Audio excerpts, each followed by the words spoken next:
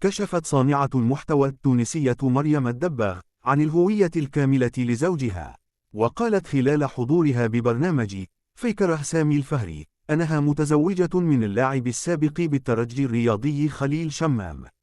وأكدت مريم الدباغ أنها تزوجت من خليل شمام يوم 30 جوان 2023.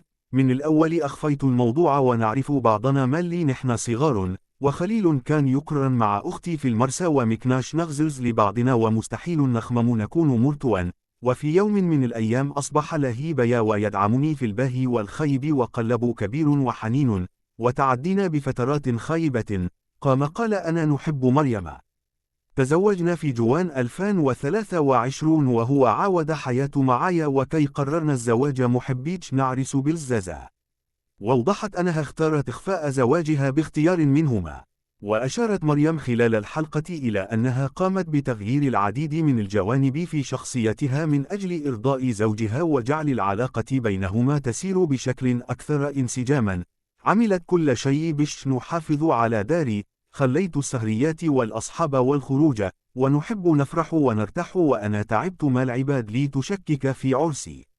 وفي حديثها أكدت مريم أنها كانت دائما تعرف بشخصيتها القوية والمستقلة، إلا أنها أدركت أن الحياة الزوجية تتطلب نوعا من التنازل والتكيف.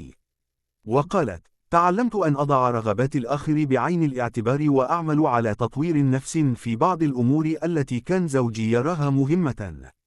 وأضافت الحب الحقيقي يتطلب تقديم التضحيات، وأنا لم أتردد في تغيير بعض العادات أو الطباع التي كنت أظنها جزءا لا يتجزأ مني، فقط لأجل نجاح علاقة الزوجية.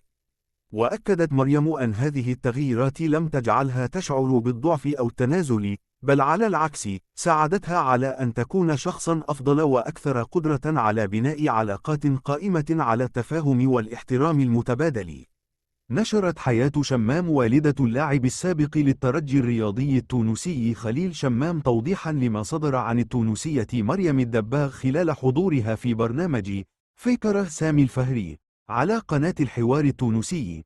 وأكدت عائلة خليل شمام في توضيحها أنها لم يكن لها أي علاقة سابقة ولا توجد أي علاقة حالية مع مريم الدباغ.